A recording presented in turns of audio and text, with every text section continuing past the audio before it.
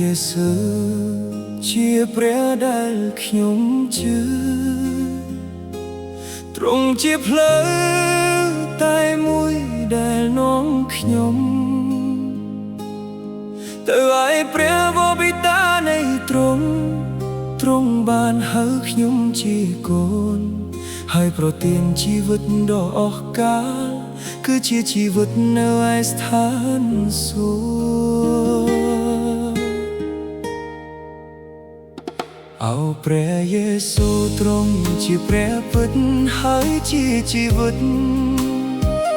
ទ្រង់មានបន្ទូលថាលោកីយ៍នេះមិនមែនផ្ទះខ្ញុំហើយខ្ញុំគ្រាន់តែជាអ្នកដំណើរទម្លាក់បន្ទុកលោកីយ៍ហើយលីឈើឆ្កានតាមទ្រង់វិញ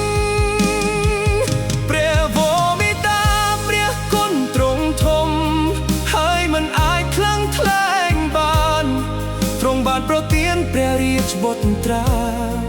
តែមួយអង្គព្រះយេស៊ូឲ្យមកសគត់នៅលើឈើឆ្កាងដល់អ្នកណាដែលទទួលជឿទ្រង់នោះនឹងបានកើតជាថ្មីមានជីវិតនៅអស់កលជានិច្ចនៅឯឋានសួគ៌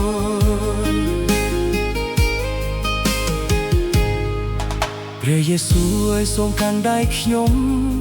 នាំខ្ញុំដើរក្នុងផ្លូវចង្អៀតត្រង់គឺផ្លូវ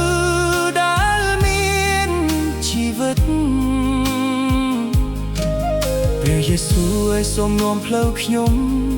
ឲ្យកូនរស់នៅថ្វាយបង្គំទ្រង់ជីវិតពោរពេញព្រះបន្ទូលទ្រង់ថ្វាយបង្គំទ្រង់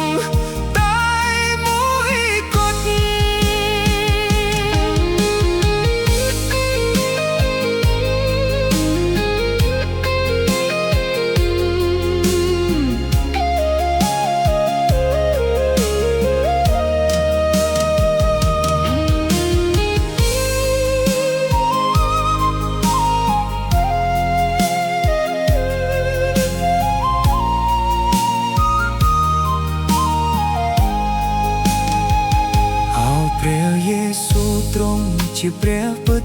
ហើយជាជីវិតទ្រង់មានបន្ទូលថាលោកីយ៍នេះមិនមែនផ្ទះខ្ញុំហើយខ្ញុំគ្រាន់តែជាអ្នកដំណើរទម្លាក់បន្ទុកលោកីយ៍ហើយលីឈើ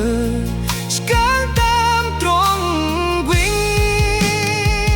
អូព្រះយេស៊ូកូនស្រឡាញ់ទ្រង់សូមឲ្យព្រះបន្ទូលទ្រង់ជាចុងគៀងបំភ្លឺដល់ជើងកូនដែលក្នុងផ្លូវសុចចិត្តអូព្រះយេស៊ូឲ្យសូមកាន់ដៃកូនឲ្យជាប់